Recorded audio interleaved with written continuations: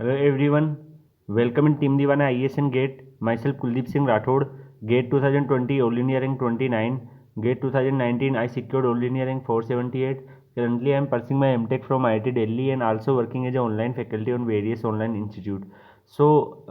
In my last video I am discussing about the air fuel ratio.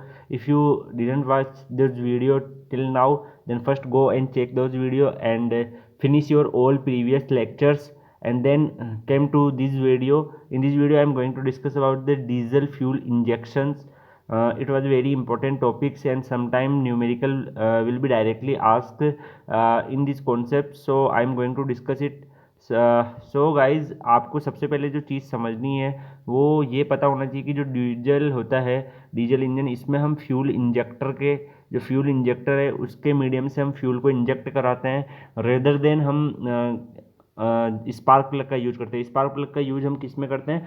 Petrol engine के अंदर, जिसमें हमारा जो इनलेट वाल्व है उसमें से हमारा एयर एंड फ्यूल का मिक्सचर्स बनेगा कार्बोरेटर्स में एंड देन वो इंटर करेगा इंजन सिलेंडर में। लेकिन अगर हम बात करते हैं डीजल इंजन की, तो डीजल इंजन में जो फ्यूल का इंजेक्शंस होता है केवल एयर आती है इनलेट वाल्व से, देन इनलेट वाल्व क्लोज हो जाता है एंड देन हमारा जो फ्यूल इंजेक्टर है एंड ऑफ कंप्रेशन में उससे फ्यूल इंजेक्ट होता है। क्योंकि सेल्फ इग्निशन टेम्परेचर काफ़ी लो होता है तो डायरेक्टली वो हीट गेन कर लेता है एंड देन वो हमें जो नेसेसरी एनर्जी कन्वर्जेशन है वो मिल जाता है, पिस्टन एक्सपेंड होकर हमें वर्क मिल जाता है। तो सिमिलरली ये कॉन्सेप्ट आपको आसानी से समझ में आ गया होगा। तो नाउ हम बात करते हैं डीजल फ्यूल इंजेक्शन की। डीजल फ्यूल इंजेक्शन समझने से पहले आपको कुछ इंपॉर्टेंट टर्मिनोलॉजी को समझना पड़ेगा कि जो मूवमेंट ऑफ हमारा शाफ्ट होता है वो पर्टिकुलरली एक 360 डिग्री में होगा। क्रैंक शाफ्ट जो हमारी रोटेट कर रही होगी वो 360 डिग्री में रोटेशन कर रही होगी। तो मूवमेंट ऑफ जो शाफ्ट होता है किसी पर्टिकुलर एंगल, जो एंगल अगर हम थीटा माने, टी टाइम यानी टी टाइम में हमारा फ्यूल इंजेक्ट हो रहा होगा तो उस टाइम पे जो शाफ्ट है वो हमारी थीटा एंगल रोटेट कर चुकी होगी। ओके, टी टाइम तक अगर हमारा फ्यूल इंजेक्ट होता है तो उस टाइम तक जो हमारी शाफ्ट है वो थीटा रोटेट कर चुकी होगी। तो अगर हम स्पीड ऑफ शाफ्ट करते हैं तो स्पीड ऑफ शाफ्ट को हम किससे चेक करेंगे? आरपीएम से, क्योंकि रिवोल्यूशन पर मिनट से हम उसको चेक करेंगे कि 250 रिवोल्यूशन पर मिनट है या 50 रिवोल्यूशन पर मिनट है। ओके, एंड जो ऑक्जिलेशन है उसको ही हम साइकिल के नाम से जानते हैं यहाँ पे। ओके, ऑक्जिलेशन को ही साइकिल के नाम से जानते हैं। तो अगर हम फ्रीक्वेंसी की बात करते हैं तो फ्रीक्वेंसी की एक रोटेशन यानी कि number of cycle divided by second, अगर number of cycle divide by second हम कर देंगे तो हमारा क्या आ जाएगा? फ्रीक्वेंसी। लेकिन यहाँ पे अगर हम 1 मान लेते हैं, जब मतलब फ्रीक्वेंसी होती क्या है? एक साइकिल को कंप्लीट करने के लिए कितना टाइम लगता है। ओके, तो हम नंबर ऑफ साइकिल 1 रख देंगे, जो टाइम है उसको टी रख देंगे, तो 1/t जो हमारा आएगा वो फ्रीक्वेंसी के इक्वल हो जाएगा। यानी अगर आप देखेंगे यहाँ पे जो 1/t है वो आपका किसके इक्वल है? फ्रीक्वेंसी के इक्वल, क्योंकि नंबर ऑफ साइकिल 1 रखेंगे तब हमारी वो फ्रीक्वेंसी कहलाती है। अदरवाइज वो ऑक्जिलेशंस आप उसको बोल सकते हैं कि पर्टिकुलरली वो इस टाइम में इतने रोटेशन कर रहा है। ओके, फ्रीक्वेंसी आप नंबर ऑफ साइकिल 1 लेंगे, एक साइकिल को कंप्लीट करने में कितना टाइम लगता है उसका रेसिप्रोकल लेंगे तो आपका फ्रीक्वेंसी आ जाएगी। ओके, तो यहाँ से आपने फ्रीक्वेंसी सीखा।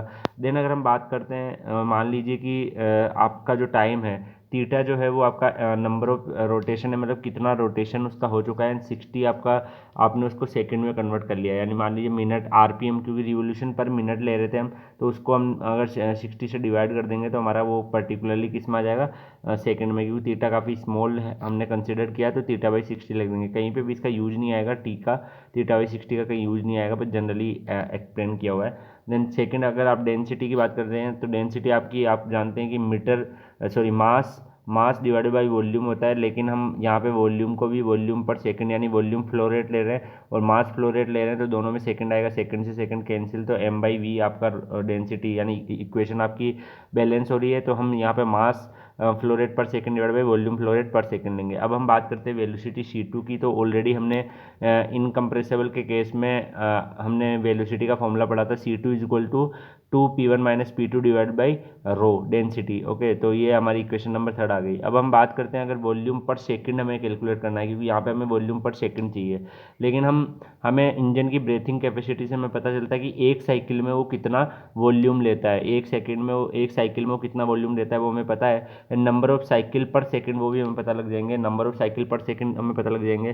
तो नंबर ऑफ साइकिल पर सेकंड कैसे, रिवोल्यूशन पर मिनट आपको पता होता है, अगर उसमें आप 60 से डिवाइड करेंगे तो नंबर ऑफ साइकिल पर सेकंड आ जाएगा, तो आपको ये पता है। देन अगर आप अगर मेजर भी करते हैं तो देखो साइकिल से साइकिल कट जाएगा, वॉल्यूम पर सेकंड इसकी यूनिट आ जाएगी, यानी इक्वेशन भी हमारी बैलेंस हो रही है।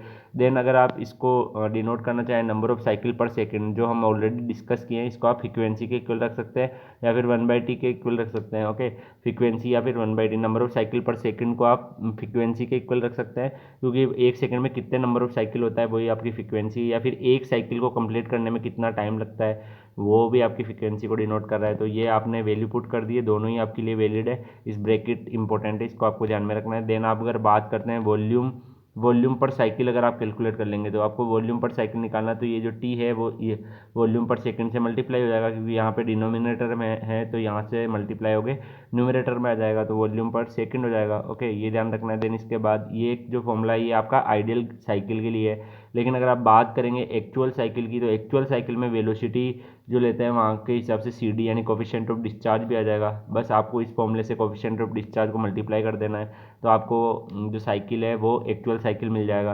देन अगर आप वॉल्यूम की वैल्यू पुट करते हैं, वॉल्यूम की वैल्यू पुट करते हैं, तो वॉल्यूम आपकी वॉल्यूम जो 2 पॉइंट पे है वो आपकी कितनी होने वाली है, A2 × C2। ओके, 80 × C2, तो A2 C2 आपकी वॉल्यूम आ चुकी है। ओके, एंड टी आपका टाइम आ चुका है, टी आपका टाइम आ चुका है, C D coefficient of discharge है, यानी कि जो वॉल्यूम है, वॉल्यूम पर साइकिल आपकी क्या आई है, CD × A2 × C2 × T। Okay, ये आपकी क्या आ चुकी है, पर्टिकुलर वॉल्यूम पर साइकिल का फॉर्मूला ड्राइव हो चुका है। तो कभी भी इस पे बेस न्यूमेरिकल आ जाता है, मैं न्यूमेरिकल सीरीज में आपको समझाऊंगा कि कैसे इस पे न्यूमेरिकल आता है, डायरेक्टली आपको वॉल्यूम पर साइकिल पूछ लिया जाता है, वो मैं आपको जब न्यूमेरिकल सीरीज करवाऊंगा तो कुछ क्वेश्चन इस पे करवाने की कोशिश करूंगा। Hope guys you understand this topic, काफ़ी ईजी टॉपिक था। हो सकता है इस पे बेस ईएसी और जो other state PSU and state PCS वगैरह के एग्जामिनेशंस होते हैं तो उसमें बेस क्वेश्चन आ जाए, इसलिए मैंने इसको कवर किया है।